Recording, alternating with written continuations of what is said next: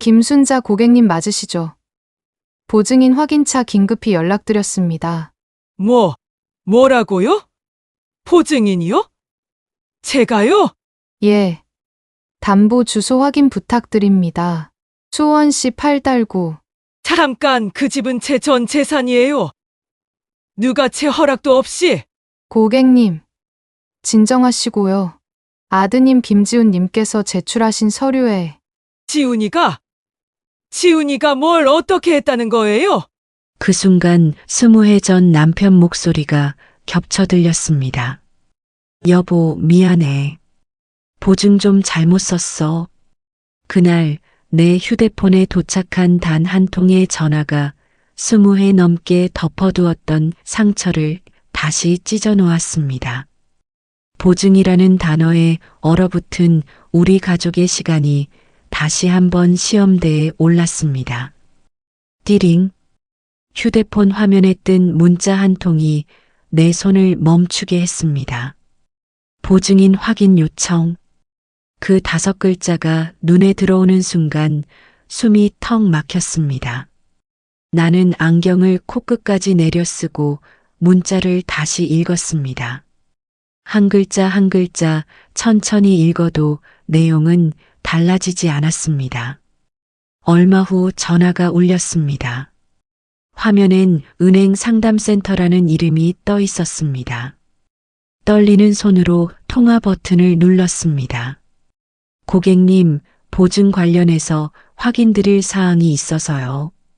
상대방은 차분하고 정확한 목소리로 주소를 읊기 시작했습니다. 내가 사는 집 주소가 그 사람 입에서 나오는 순간 심장이 멎는 것 같았습니다. 고객님, 아드님 성함 맞으시죠? 김지훈님. 전화를 끊고 나서도 한참 동안 그 자리에 서 있었습니다. 손에 든 휴대폰이 식은땀에 젖어 미끄러졌습니다. 20해 전 남편이 보증을 잘못 써서 집을 잃을 뻔했던 그날 밤이 떠올랐습니다. 밤마다 서류를 껴안고 울던 내 모습이 다시 눈앞에 선명하게 그려졌습니다. 그때 다짐했습니다. 다신 누구 보증 같은 거 서지 말자고, 돈 문제는 절대 숨기지 말자고. 그런데 이제 와서 아들이 또 보증이라니. 나는 곧바로 딸 지연에게 전화를 걸었습니다. 지연아, 지금 당장 집으로 와봐. 큰일 났어. 1시간 뒤 거실에 3사람이 모였습니다. 지연은 팔짱을 낀 채 날카로운 눈빛으로 동생을 쳐다보고 있었습니다. 지우는 소파 끝에 앉아 시선을 바닥에 고정한 채 아무 말도 하지 않았습니다. 나는 떨리는 손으로 휴대폰을 테이블 위에 올려놓았습니다. 지훈아, 이게 뭐니? 지훈은 잠깐 화면을 흘끗 보더니 고개를 돌렸습니다. 별거 아니에요, 엄마. 제가 알아서 할게요. 별거 아니라는 말에 지연의 목소리가 날카롭게 튀어나왔습니다. 별거 아니긴 뭐가 아냐? 엄마 집을 담보로 넣었다며? 담보로 넣은 게 아니라니까. 그냥 서류상. 서류상이면 다야? 너 지금 또 시작하는 거지? 두 남매의 목소리가 점점 커졌습니다. 나는 그 사이에 앉아 아무 말도 할 수 없었습니다. 지훈의 후줄근한 셔츠 소매가 눈에 들어왔습니다. 구겨진 점퍼 주머니에서 계속 휴대폰을 꺼냈다 넣었다 하는 손이 보였습니다. 피곤이 얼굴에 가득했고 눈 밑엔 다크서클이 짙게 내려앉아 있었습니다. 엄마, 서류 가져오래요. 지금 당장. 지연이 단호하게 말했습니다. 지우는 고개를 저으며 일어섰습니다. 내가 알아서 한다니까. 엄마한테 직접 서명받진 않았잖아. 그 말이 끝나기가 무섭게 지연이 탁자를 손바닥으로 쳤습니다. 그게 지금 중요해? 언제까지 엄마 등을 담보로 살 거야? 지우는 억울함과 분노가 뒤섞인 표정으로 누나를 쳐다봤습니다. 입술이 파르르 떨렸지만 더 이상 말을 잇지 못했습니다.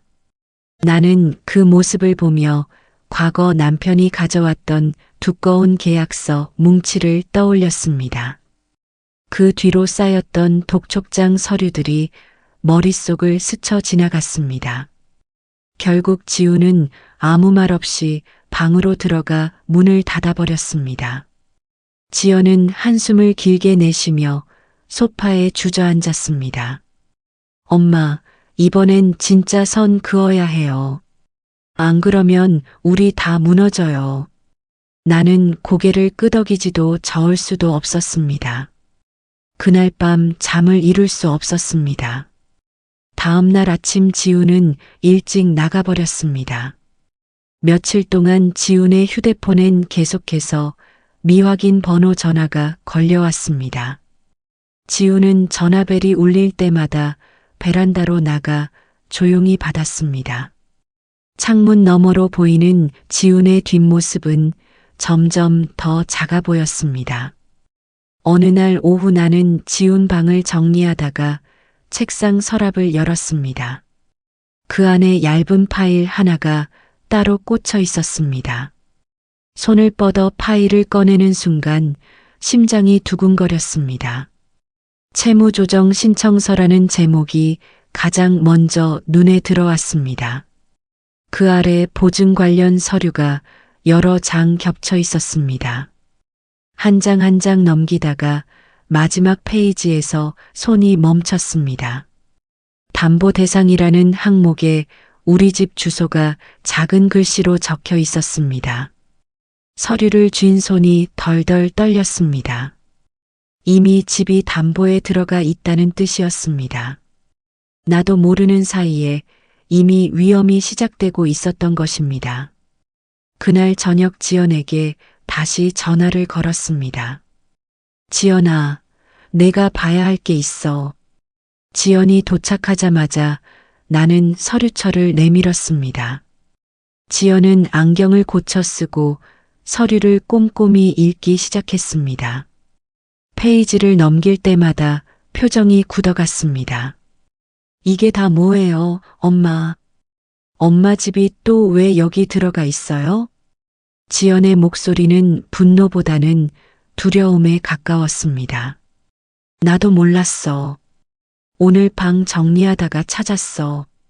지연은 서류를 탁자 위에 탁 내려놓았습니다. 이건 그냥 넘어갈 문제가 아니에요. 지훈이랑 경제적으로 완전히 선 그어야 해요.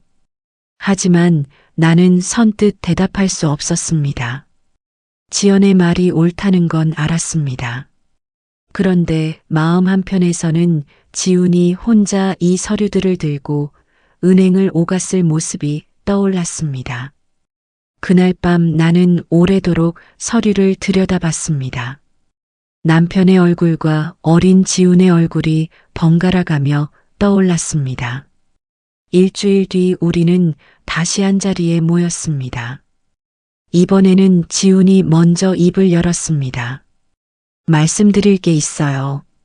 지훈의 목소리는 지쳐 있었지만 단단했습니다.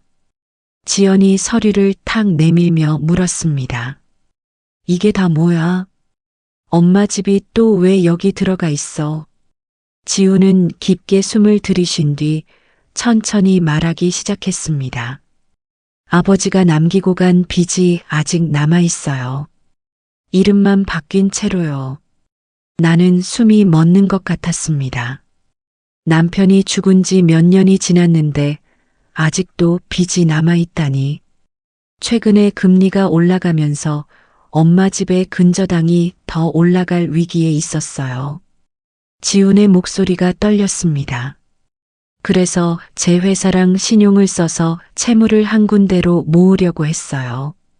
그 과정에서 엄마 집이 담보 기준에 자동으로 포함됐고요. 지연이 끼어들었습니다. 그럼 왜 미리 말 안 했어? 왜 혼자 결정했어? 지훈은 고개를 떨구었습니다. 말하면 엄마가 또 그때처럼 밤새 우실까봐 무서웠어요. 그리고 저 때문에 또 집안이 흔들릴까봐 두려웠어요. 지훈의 눈가가 붉어졌습니다. 엄마 집 지키려고 한 거였어요. 또 집 뺏기게 하고 싶지 않았어요.